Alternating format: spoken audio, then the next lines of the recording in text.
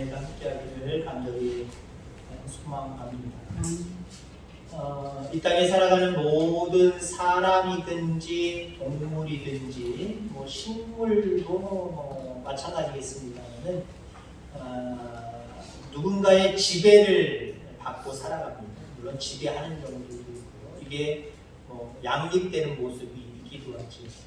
한 가정의 집에서도 지배하는 자가 있을 때 또 지배받는 자가 있는 거고, 그것이 늘 고정적이다 하는 가정들도 있지만 어떤 사안에 따라서 왔다 갔다 하는 경우도 있습니다.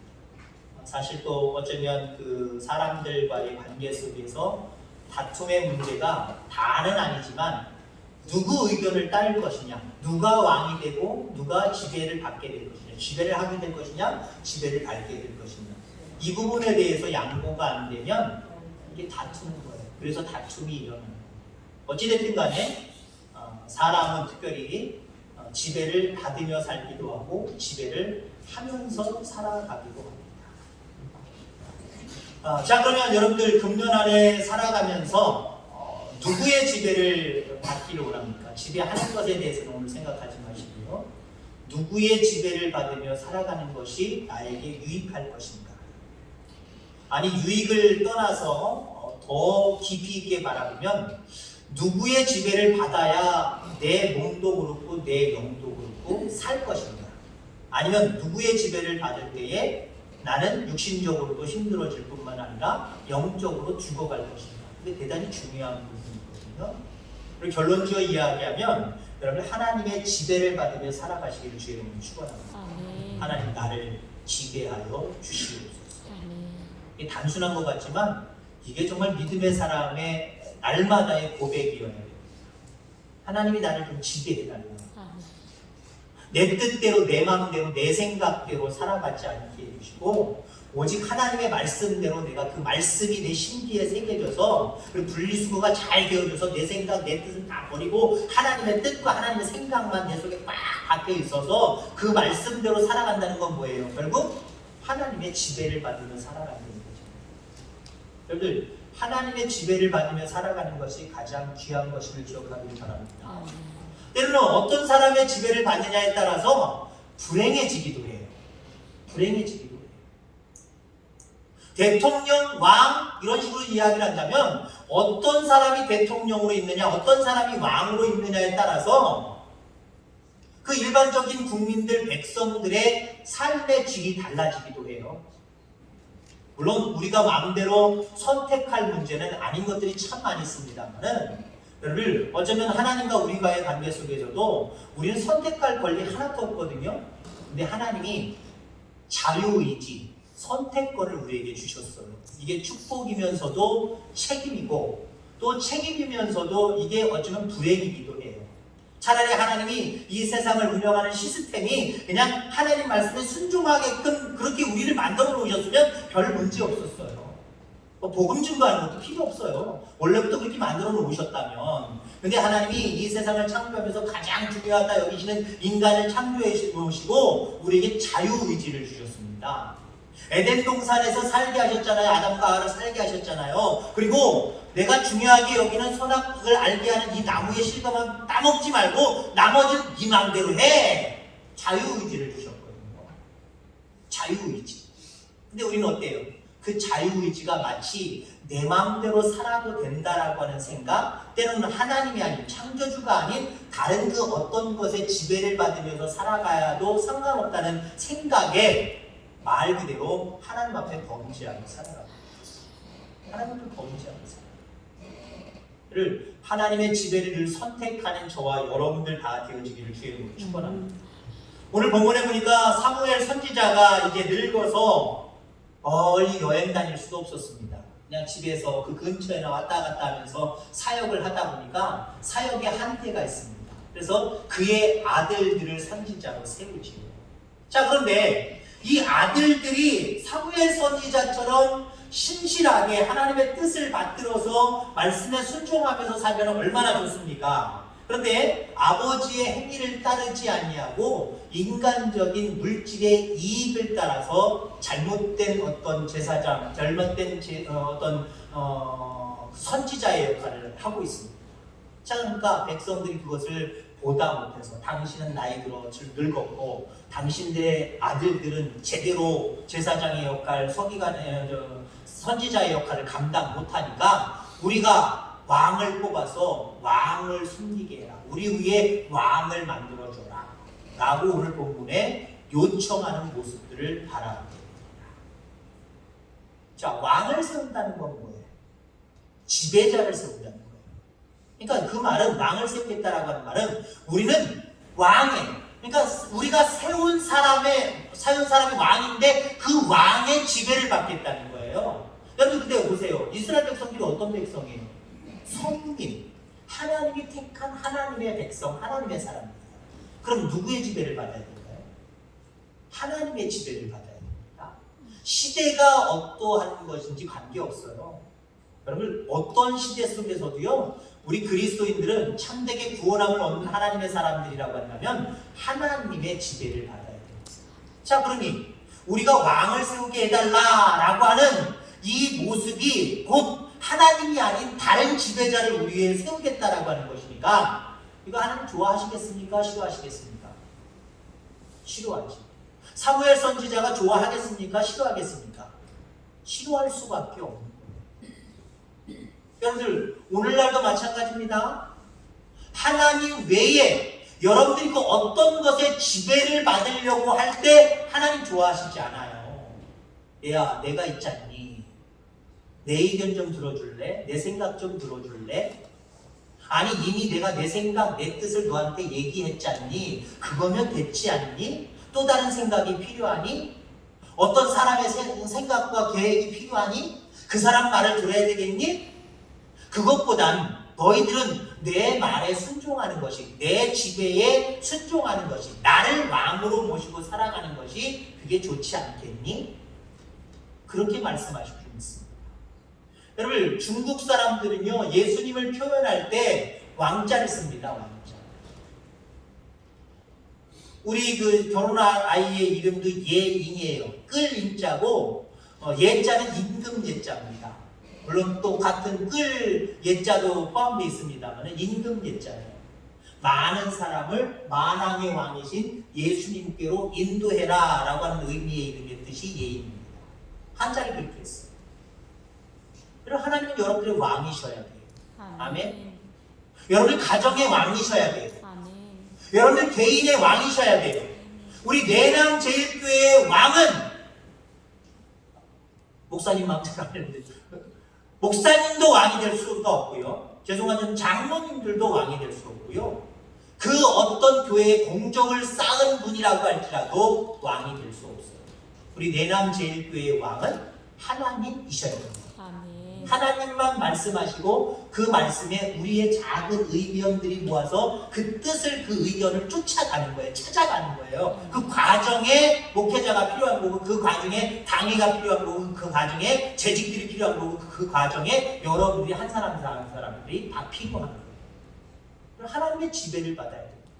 자, 그러면 오늘 이스라엘 백성들이 왜 사무엘 선지자에게 우리에게 왕을 세워달라라고 이야기를 하는가? 먼저 그 부분을 살펴보려고 합니다.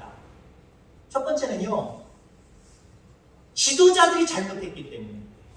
지도자들이 잘못했기 때문에. 여러분, 교회는 세운 당회를 통해서 하나님을 만나는 거예요. 하나님의 의견을, 하나님의 뜻을, 하나님의 말씀을 받는 거예요.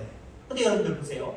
저는 길게 보지 않고 목회자만 볼게요. 목회자는 여러분들이 목회자가 제대로 신실하게 정말 하나님 앞에서 정직하게 하나님이 주신 달란트와 최선을 다하는 모습으로 목회하면 여러분들 그 종을 통하여서 전하여지는 하나님의 의견, 하나님의 말씀 따르겠습니까? 안 따르겠습니까? 저절로 따라오게 되어 있어요. 죄송해요. 근데 목사가 목사같지도 않고 저런 분이 어떻게 목회를 한다고 신실하지는 못하고 그냥 날마다 거짓이 막 입으로 나오고 진실하지 못한 모습들이 날마다 보여지고 앞으로는 더 점점 보여지겠지만 연약합니다. 그게 보여지면 여러분들 하나님의 말씀이 여러분들 이 교회 안에 흥황하겠습니까? 흔히 제가 그런 말을 해요. 우리 교회는 해당 안 될 줄 믿습니다. 목회자가 싫으면요 헌금가요. 어떤 교회 있어요. 여러 교회도 있어요. 목회자를 신뢰하지 못하고 막 그러면요, 헌금도 안 하는 교회 많아요. 헌금은 하나님 앞에 하는 거잖아요. 근데 세운 목회자가 정말 신실하지 않고 자꾸 사건처럼 자꾸 물질을 요구하고 잘못된 모습으로 가면요, 성도들도요 헌금하기 싫어요. 기도하기 싫어요. 예배에 참석하는 것도 싫어요. 하나님을 먼저 바라봐야 되는데 그게 참 힘들어져요. 여러분, 그래서 여러분 중요한 것은 여러분들 지도자들을 위해서 기도하셔야 됩니다. 아멘. 교회에 보면 우리 모두에게 있지만 특별히 지도자에게 더 많은 역량이 있다는 것 우리 인정해야 돼요. 그래서 지도자를 위해서 여러분들 기도하시길 바랍니다. 아멘. 사무엘 선지자는 이미 나이 늙어서 나이 때문에 이제 신앙의 연륜뿐만 아니라 인생의 연륜이 다 하다 보니까 아무래도 열심을 품지 못하게 되어 있어요. 열심을 품지 못하게 되어 있어요. 근데 그의 아들들 어떻습니까? 이스라엘 백성들이 바라볼 때 이게 선지자라고 믿고 바라보고 의지할 수가 없었어요. 물질을 잡고 따라가요.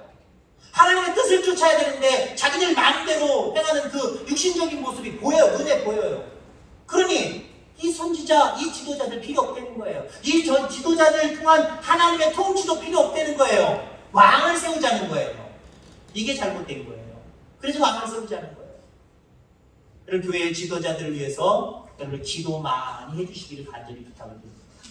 그 다음에 왜 왕을 세우자고 했느냐?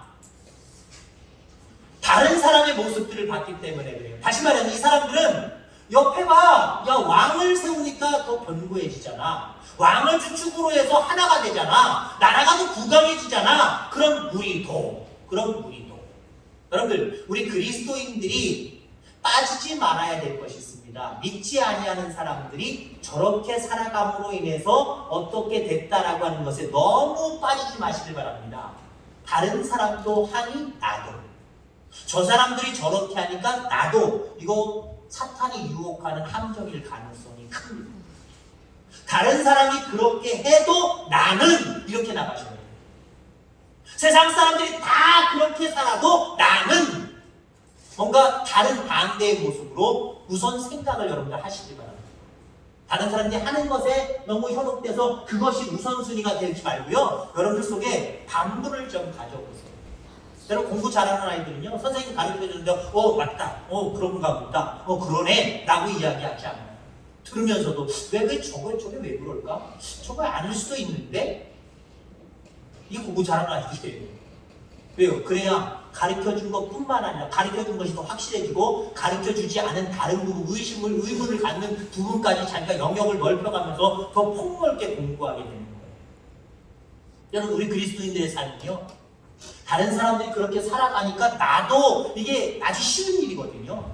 쉽게 할 수 있는 일들이거든요. 저절로 되는 일이거든요. 이 저절로 되고 쉽게 되는 걸 여러분들 스스로 억제하시길 바랍니다. 우리 브레이크를 잘 걸어야 돼요. 브레이크를 잘 잡아야 돼요. 다른 사람이 그렇게 해도 나도 모르게 따라가고 나도 모르게 그냥 하는 거 자꾸 브레이크를 슬쩍슬쩍 잡아보세요. 이게 제대로 된 건가? 혹시 다른 사람들과 사람들 열심히 갈 때 나도 그렇게 가야 되는데 브레이크 잡으면 빨라지지 않잖아요. 늦어지잖아요. 다른 사람들과 늦어도 상관없어요. 하나님의 뜻을 자꾸 물어보다 보면은요, 앞서서 우리가 오전 예배 때도 얘기했잖아요. 내가 내 마음대로 정해서 하는 일과 하나님의 뜻이 혹시 맞을지라도 내 뜻대로 먼저 하는 것이 아니라 아버지의 뜻을 묻고 아버지께 기도하고 아버지께 맡기는 게 우선이라 그랬어요. 그러면 요거 다시 한번 얘기할게요. 내가 마음대로 생각하고 내가 했던 것이 하나님의 뜻과 맞는 모습이라고 할지라도 하나님이 30배의 복을 주신다고 한다면, 그러면 내가 먼저 하나님 앞에 묻고 여쭙고 하나님 의지하고 하나님 앞에 맡기고, 그래서 내가 생각했던 거랑 맞네, 하나님도 인정하시네, 그럼 하나님 믿고 하나님 의지해서 가겠습니다, 이대로 실행하겠습니다. 그럴 때는요 100배, 1000배, 만배라고 했잖아요. 그러면 여러분들 보세요. 다른 사람들 저렇게 하네? 아이고 나도 저 사람들처럼 빨리 쫓아가고 추월해야지. 그것도 중요하지만 여러분 우선 브레이크를 좀 잡아보시기 바랍니다. 이게 맞나? 제자리 보이세요? 보이세요? 이거 맞나? 이렇게 하면 되나? 하나님 기뻐하시려나? 그래서 다른 사람들 조금 더 늦춰줘도 괜찮아요. 아 맞구나 그래서 뒤따라가져도요 그때 나서 하나님의 인정을 받고 하나님의 결제를 받고 그때 움직여도요 이 사람들은 본전 내지는 30배밖에 안 되지만 우리는 60배, 90배, 100배 나중에 분명히 추월하게 되고요 이 사람들이 가지 못하는 영원한 생명의 나라에 가서도 이 사람들이 받지 못할 영원한 복을 누리기도 해요. 다른 사람이 하니까 나도 한다 이거 위험해요. 이스라엘 백성들은요 다른 나라들이 하는데 우리 왜 못하냐 우리도 해야 된다 이거예요. 다른 주변의 나라들 보니까 왕이 있다는 거예요. 우리만 왕이 없다는 거예요. 우리로 하여금서 왕을 세우자고 이야기합니다. 앞서도 얘기했지만 왕을 세우자고 하는 이 의견에 대해서 하나님은 싫어하셨어요. 물론 사무엘 선지자도 싫어했습니다. 그러면 하나님이 이 부분에 대해서 실질적으로 어떻게 말씀을 하시느냐 우선은요 경고하시는 모습을 바라보게 됩니다. 오늘 말씀 4절로 9절까지 해서 9절 말씀이니까 중반에 그들에게 엄히 경고하고 경고했다는 거예요. 하나님이 우리에게 하나님의 뜻이 아닌 길을 걸어갈 때 우리에게 이야기하시는 두 부분이 있어요. 첫째 단계는요 경고하시는 거예요. 어허 그러면 안 돼! 하고 경고하시는 거예요. 자 뭐라고 경고하십니까? 5절 말씀해 보니까 모든 나라와 같이 죄송합니다 5절 말씀이 아니고요 9절 말씀 경고하신다고 이야기를 하면서 왕의 제도를 가르치라라고 이야기를 하고 있죠. 근데 여기서 말하는 왕의 제도라고 하는 것에 우리는 관심을 가져야 됩니다. 이 왕의 제도는요 구속하는 제도예요.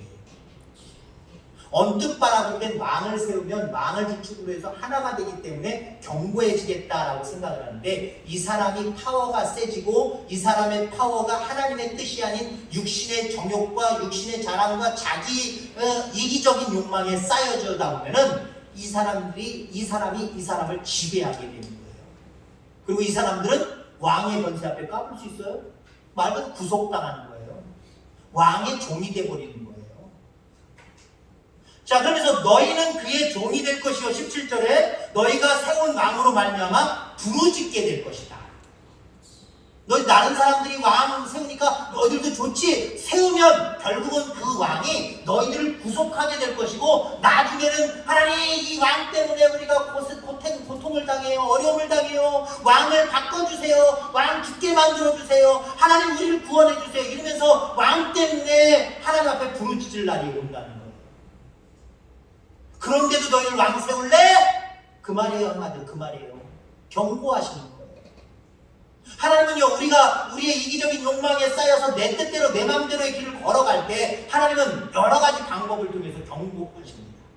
여러분에게 직접 경고하시기도 하지만 또는 하나님 말씀을 통해서 주의 종을 통해서 경고하시기도 하고요. 여러 가지 되어지는 일들이 막히고 부딪히는 일들을 통해서 경고하시기도 합니다. 경고할 때 깨닫는 게 최고예요. 경고 안 당하는 것도 중요하지만 여러분들 저나 여러분들 완벽한 사람 없으실 거예요. 하다 보면 하나님의 지배보다는 하다 보면 내 스스로 아니면 누군가의 의견과 생각 속에 나도 모르게 그 사람의 지배를 받아서 그 사람 뜻대로 그 사람 생각대로 마음대로 우리가 움직일 때가 있어요. 그때 경고가 들어온다는 거예요. 경고에 민감하시길 바랍니다. 어떤 사람은 경고도 무시해버리는 경우도 있어요.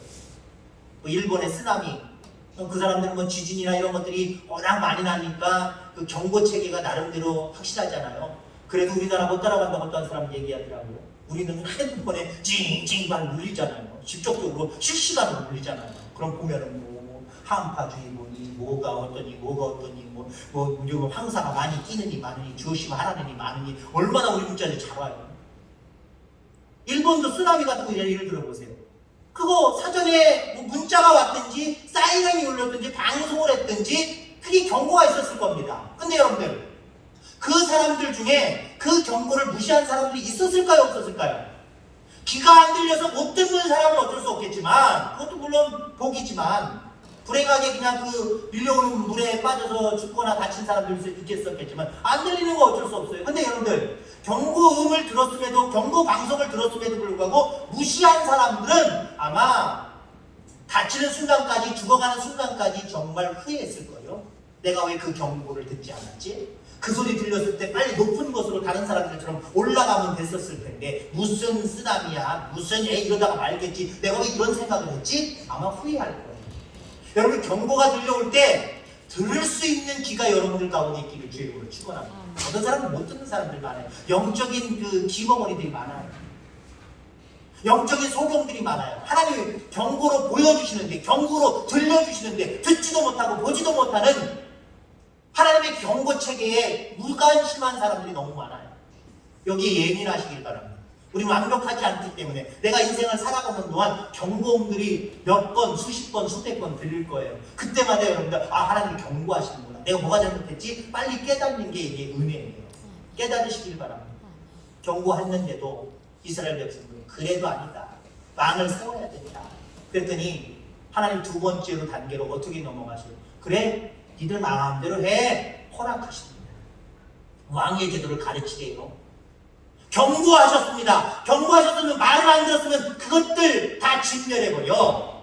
아니야, 내가 땅을 갈라서 땅속에 파묻혀 죽게 할 거야. 아니면 질병을 유포해서 질병 가운데 질병 들어서 죽게 만들 거야. 라고 하셔야 보통 우리가 권선징악, 악을 멸하시는 그 모습으로 이해할 수 있을 거 아니에요. 근데 오늘 이상한 말씀을 하십니다. 경고한 다음에 그 다음에 구절 말씀에 뭐라고 이야기를 하고 있냐면은 그들을 다스릴 왕의 제도를 가르치라. 오히려 왕의 제도를 가르치래요. 그 말은요, 다른 말로 얘기하면, 제 말로 얘기하면 그냥 네 뜻대로 해봐. 네 뜻대로 해. 여러분들, 하나님의 뜻이 아닌데 경고했음에도 불구하고 고집을 부리지 않는데 내가 원하는 대로 잘 되어지고 있어요. 그거 축복 아니에요. 그 축복 아니에요. 경고보다 무서운 하나님의 징계입니다. 그러니까 세상 사람들의 어떤 하나님의 뜻이 아닌 자기들만의 뜻과 이기적인 욕망에 세상적인 것들의 지배를 받아서 살아가는 사람들의 형통을 부러워할 필요 하나도 없어요.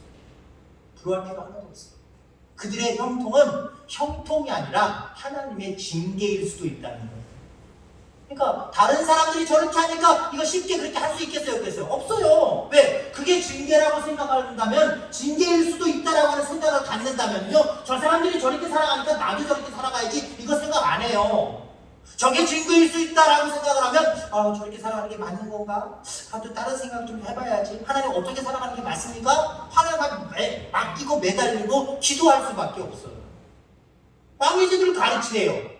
네 뜻대로 살아보라는 거예요. 어떻게 되나? 내가 말한 대로 나중에 너희들을 그 왕이 지배할 것이고 구속당할 것이고 너희들은 왕들로 인하여서 부르짖을 것이다. 그 일이 발생하냐 안 발생하냐 알아. 근데 여러분들, 그 이후에 이스라엘 민족의 역사를 가만히 보세요. 많은 왕, 이전도 마찬가지지만 사무엘 이후에 많은 왕들이 남한국과 북한국에 많은 왕들이 있었잖아요. 거기에 보면 선한 왕들도 있지만 악한 왕들이 더 많아요.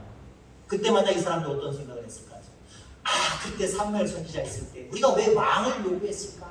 왕의 제도를 분명히 경고하셨는데, 그럴 거라고 분명히 경고하셨는데 우리가 왜 경고를 듣지 않냐고, 여기까지 와서 이 고생, 왜 이 징계를 받아야 될까? 아마 후회했을 거예요. 여러분, 탕자, 집 나간 둘째 아들, 아버지한테 자기 재산 다 잃었잖아요. 그거 좋은 거 아니에요. 바람직한 거 아니에요. 근데 아버지가 허락합니다. 이게 뭐예요? 오늘 본문이 얘기하고 있는, 우리가 두 번째로 이야기하고 있는 하나님이 왕의 제도를 가르쳐라. 네 마음대로 한번 해봐라. 그거거든요. 아버지가 네 마음대로 한번 해봐. 그리고 아버지는 늘 집을 나간 방향으로 아들을 기다리면서 살았습니다. 왜 기다렸을까요? 야, 언제 성공해서 올래나? 그거 기다렸을까요? 아니면 어떤 모습을 거지같이 올래나? 그거 생각하고 있었을까요? 아마 앞뒤 문맥으로 우리에게 교훈하시는 내용으로 바라보면 그 아버지는 우리 하나님 아버지를 얘기하는 거거든요. 빗대서 얘기하는 거거든요. 어떻게 될지 뻔히 아셨던 거예요. 거지같이 올 거 아셨어요. 그리고 그 모습대로 왔을 때 책망하신 것이 아니라 온 거 잘했다. 온 거 잘했다. 그러면서 반갑게 맞아주시고 회복시켜 주시잖아요. 그게 하나님의 징계였어요. 아버지의 징계였어요.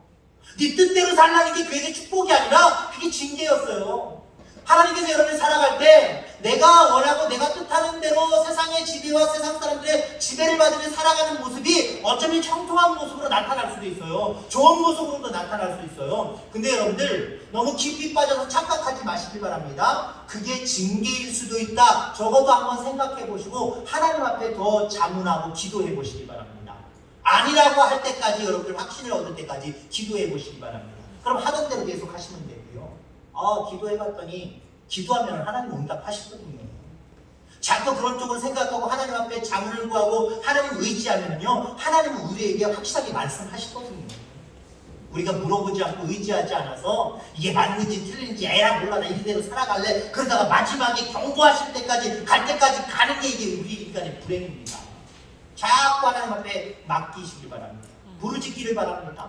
하나님이 가르쳐 주세요. 자, 인간은 누구에게나 지배를 받거나 지배를 하면서 살아갑니다. 간단하게 또 쉽게 얘기하면요, 여러분들 남편의 지배를 받기도 하고 아내의 지배를 받기도 하고 아닌 것 같지만 자식의 지배를 받고도 살아갑니다. 자식 안 무서우십니까? 나는 자식 눈치 안 본다는 거. 벌써 우리 집사람 시집 장가 보내는 거 벌써 며느리 눈치 보고 있어. 아들 눈치 보고 있어요. 할 말도 못해요. 하고 싶 우리끼리 하고 싶 아니 이 새끼 어쩌고 저쩌고 이렇게 하니 이것도 일 잘하냐? 직접 얘기해. 얘기 못해. 이제 눈치 보여서 얘기 못해. 이게 뭐예요? 다 자식의 지배를 받고 있는 거예요. 특히 우리는요, 남편의 지배, 아내의 지배보다는 자식의 지배를 대부분 우리 한국적인 모습 속에 우리 한국적인 모든 사람들은 자식의 지배를 받으며 살아가고 있는지 모릅니다. 아니다라고 하시지만 아니에요. 그리고 그 자식, 남편, 부인이 아닐지라도 세상의 그 어떤 사람에게 아마 지배를 받으며 살아가는 부분들이 부분 있을 거예요. 뭐 그게 잘못됐다는 건 아니에요. 때로는 그럴 수도 있고 그런 어떤 위치를 하나님이 정해 놓으시기도 해요.